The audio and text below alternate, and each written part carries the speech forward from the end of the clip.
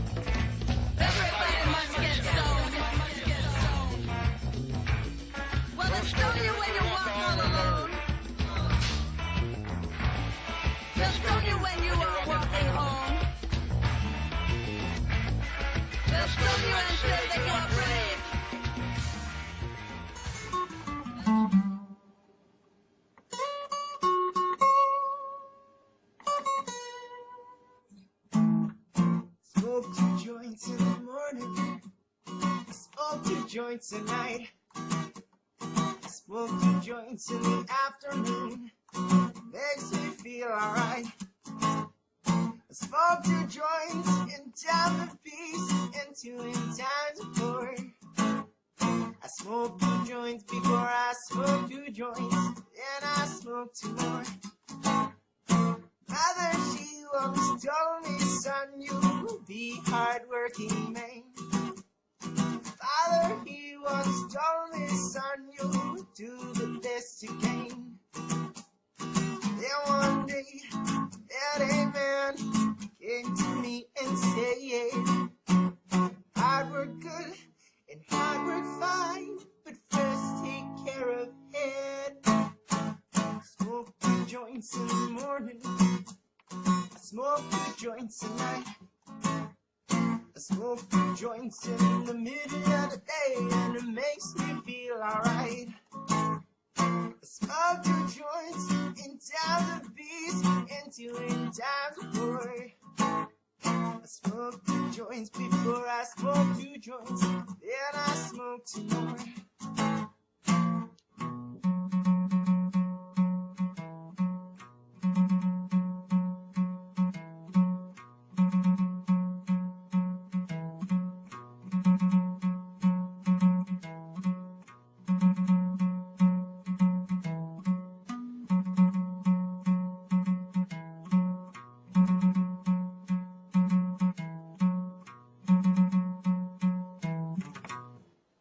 people are told we live in a free country. When it's a crime to cure cancer, just what kind of country are we living in?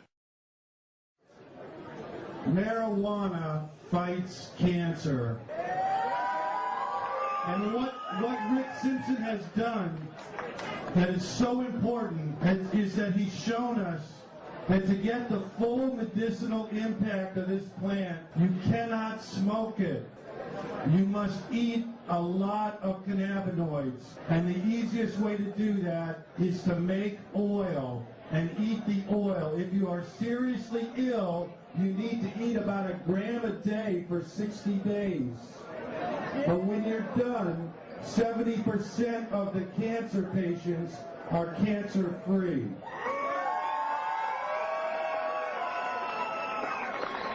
Rick started giving away oil for free, growing it in his backyard.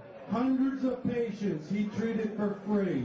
So the Canadian government arrested Rick Simpson, convicted him of being a drug dealer, and while he's at the Cannabis Cup just now, they have raided his property for the 3rd time and are prepared to arrest Rick again when he returns to Canada.